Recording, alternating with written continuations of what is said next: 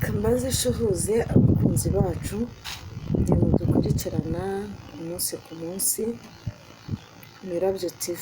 Tumeze mute? Tumeze neza natwe turashimira Imana ishobora byose.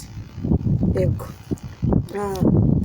ndabakunda kandi nzi numva ko imbere ya kamera ni Solange Muranzi, aho bamenye Solange reka nivuge ndi umumama, ariko nzi ko Imana ariyo mugenga wa byose, ari ishobora byose. Mu bintu byose dukora kitarimo gusenga ntacyo twaba dukoze. Reka tubanze dusenge Imana, tubanze twiragize Imana muri iki kiganiro tugiye gukora. Nubwo hari byinshi byo kuvuga, ariko bisaba ngo tubanze dusenge, twiragize Imana. Narangije kumenya ko gusenga ari ukwacu, gukora kukaba ukw'Imana. Yego, wowe uri kunyumva se uri mu bitandukanye cyangwa se ufite uburwayi mu bitaro hirya no hino, mbanje kuvuga ngo Imana ibanze gukize, kuko ariyo twizera kandi ariyo twiringira ku manywa na nijoro. Yego, murakoze cyane. Tubanze twiragize Imana kugira ngo tuze kubana neza uyu munsi. Mfite ibintu byinshi byo kuvuga, abantu bavuga ngo byo kugamba. Mfite ibintu byinshi byo kuvuga kugira ngo kandi ni ukuri muri ibi bintu byinshi mfite Imana ize kunshyigikiramo, kandi ni ibintu by'ingenzi kandi bikomeye. Umuntu wese uri buze kunyumva araza gufata igihe cyo kwitekerezaho cyangwa cyo kwibaza ku buzima bwo muri iyi minsi twebwe duhagazemo twe tutazi. Yego, Imana Data wa twese mwiza, uri Imana idukunda, uri Imana ishobora byose, uri rubasha. Reka mwiragize muri iki kiganiro tugiye gukora. Bana nanjye rero, Mwami w'abami, ubane n'abankurikirana umunsi ku munsi, kandi bagirire neza, wite kuri Imana ishobora byose Kristo. Amen, amen. Yego, nje kubwira abantu mbabwira ngo ibintu byose dukwiye kujya dusenga. Ibintu byose dukwiye kujya dusenga.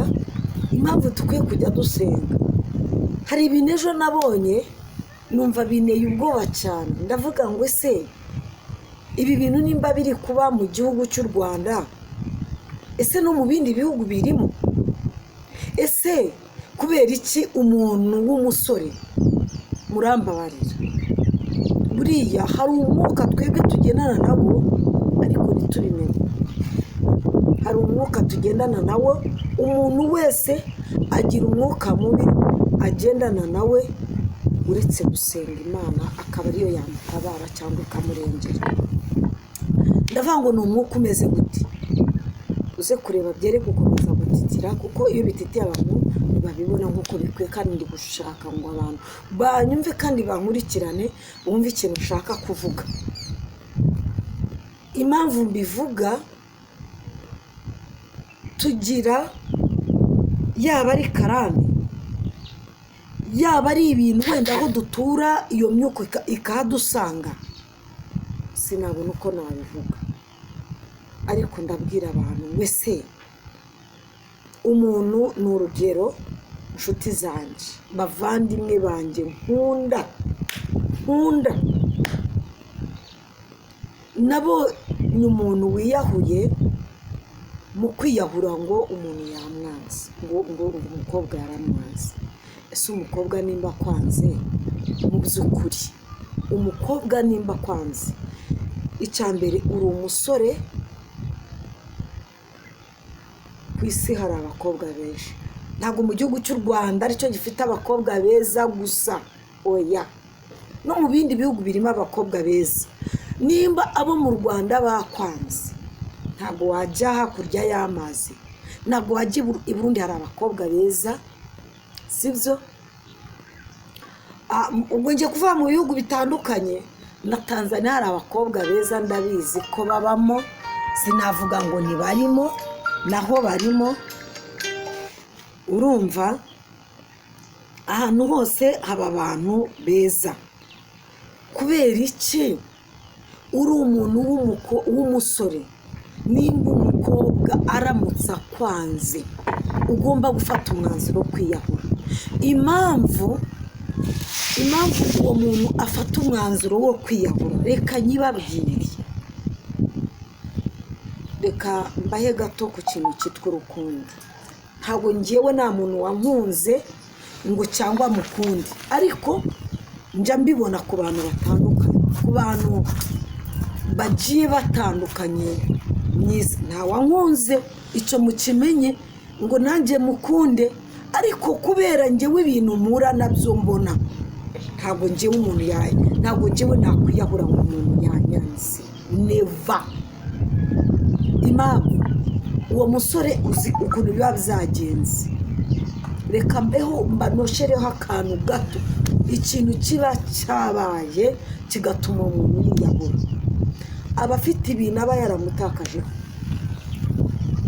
nitukajye dutekereza ngo se ngo ni urukundo, ngo kumwanga, ngo yamwanze, ngo ajya kwiyahura, ngo biki. Reka mbabwire, ntabwo umuntu yakwanga umuntu ngo ajya kwiyahura, ahubwo uvuga ngo atekereza ibintu aba yaramutakajeho. Icyo mukimenye. Swati uwo mukobwa aba afite amashuri, aba wenda yaramufashije kwiga, wenda n'urugero akamwishyurira sogonderi, kuko iki gihe kugira ngo wishyurire umuntu arangize amashuri, narangiza kwange ntabwo wabyihangana, ntabwo wabyiyumvisha neza mu mutwe wawe. Tayari uhita uvuga ngo ndi bujye kwiyahura, nibwo ndi bubone amahoro, mve ku isi. Abatekereza ngo se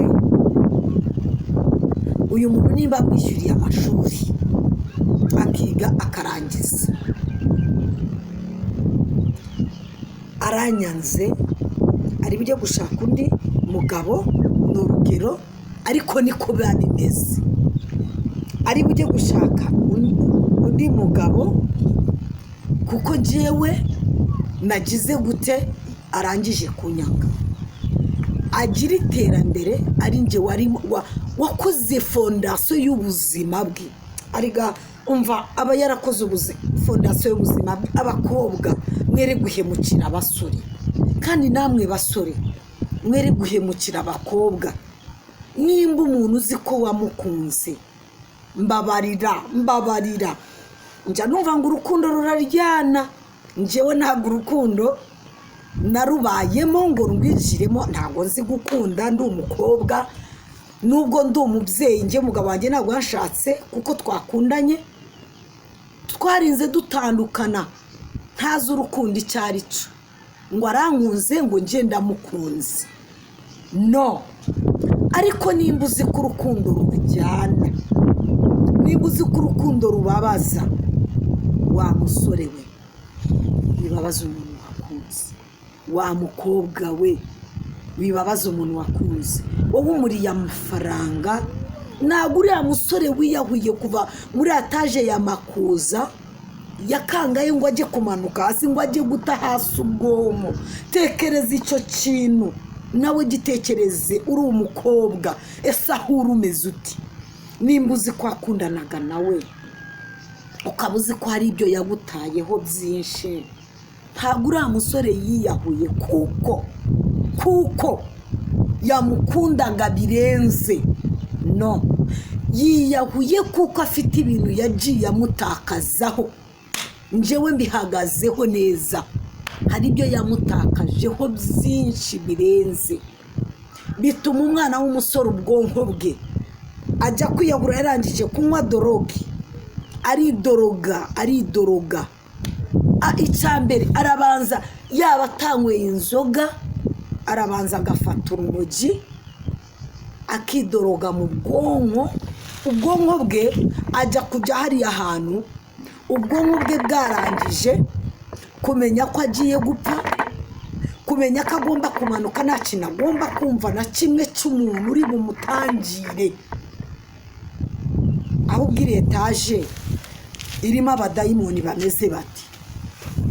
Icyo nacyo tugitekereze, nacyo tugomba kukibazaho nk'abantu. mujye mumenya ngo abantu bubaka amazu bakayagira ibitambo by'abantu. Etaje abantu bahaguye muzi uko bangana. Igihugu cyacu kirebe kure abantu bubaka, nuko wenda tutajya tumenya ngo ese uyu muntu ugiye kubaka ni ibitambo batanga. Nimukibaze ngo abantu bakura hehe ubutunzi, ngo ese ngo runaka arakize, ngo runaka afite amafaranga menshi, ngo runaka. Ibaza, imagine inzigu y'abantu bagera muri 3 cyangwa 5, kandi buri umwaka batanga ibitambo. Murebe mucunge. Umuswara avuga ngo cunga sana, mureke ducunge neza. Aya mazu bubaka abafitemo ibitambo baba baragizemo ibitambo by'abantu. Umuntu yatekere kuki ajya gutekereza akajya muri etaje. Nta kivu gihari, Gisenyi nta kivu gihari, Muhaze ni hari. Kuki batajya muri Muhaze mu mazi?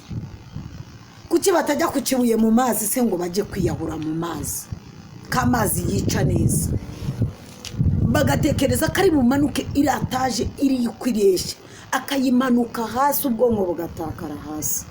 Ngo runaka yamwanzi, nabaruva ngo runaka aba yamwanzi.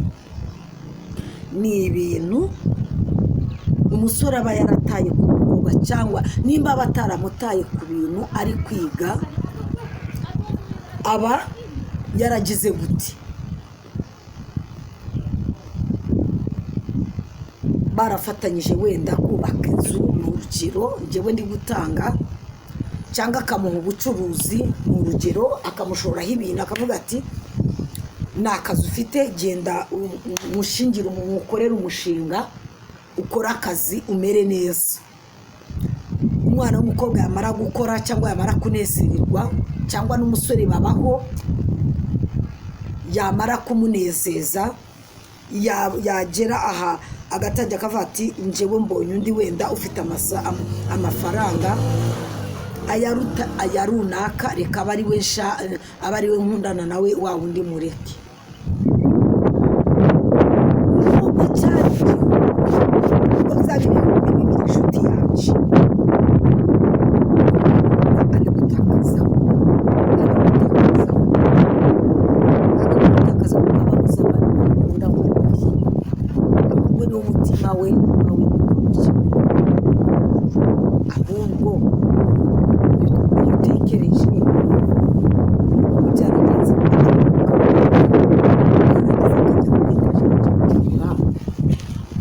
usigara. Ese aho uri uraryamye, aho uri uranezerewe wa mukobwa we, cyangwa niba uri n'umudamu aho urishimye, undi ari muri moruge, n'iwabo bategereje ko baza gukingura. Ese uba urumva utekereza ute, cyangwa wumva umeze gute? Twaretse guhemuka, twaretse guhemukira inshuti zacu, twaretse guhemukira abakunzi bacu. Nimba umuntu agukunda, nimba utamukunda bimubwire. Ni ukuri kw'Imana wa mugabo uzaza gukunda njyewe Solange, Mana yanjye umbabarire nimba uzanaza, nimba unahari unabitekereza, umbabarire.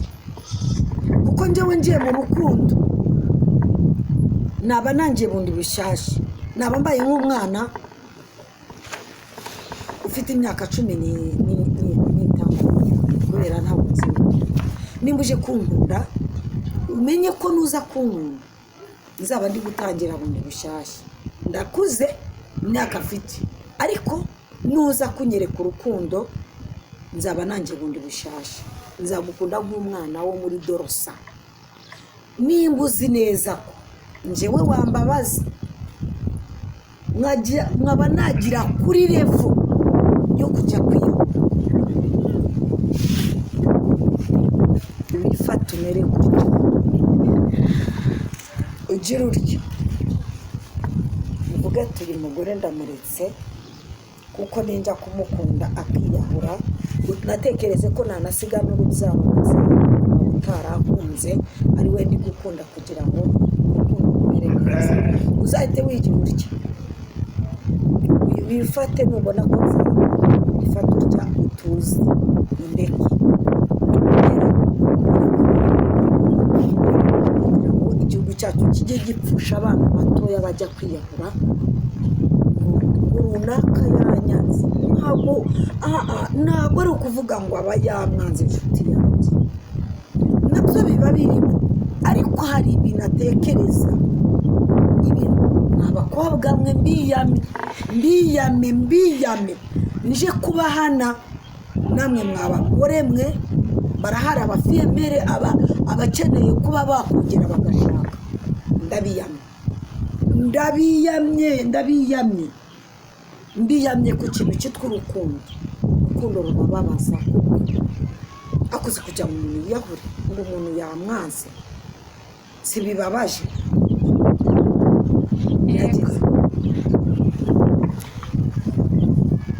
bataza gutuma ndengera iminota mwamaye nayirenza kuko mfite byinshi byo kubabwira 16 oya mfite byinshi byo kubabwira oya mfite ibintu byinshi impamvu mfite ibintu byinshi mumbabarire nababaye umwana w'umusore w'imyaka 28 kwiyahura ukuntu kiba gihunze igihugu cyacu kiba gihombye iterambere ariko urubyiruko ni Rwanda rw'ejo yari akeneye kongera akabya ariko ibaze n'umuntu utarabyara akiyahura agapfa nta n'ikintu asize hejuru nyina akamubura we wa mukobwa wa musore we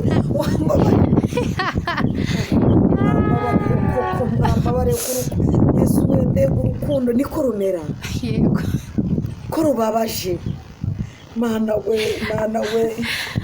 we nanjye ngiye kurira urukundo niko rumera umuntu akajya kwiyahurira undi vuga make utaziyahura nawe njyewe umuntu uzankunda nabibabwiye kandi umuntu uzankunda azaba yiteguye urukundo ruhagije uri bukuremo ibintu byose naciyemo inzira zose naciyemo bahita mukunda navuga ngo ni wowe rukundo rwanjye narize kugira gute kwiyahura no gusenga Imana ibamera umugisha mwinshi cyane ni mwankurikirana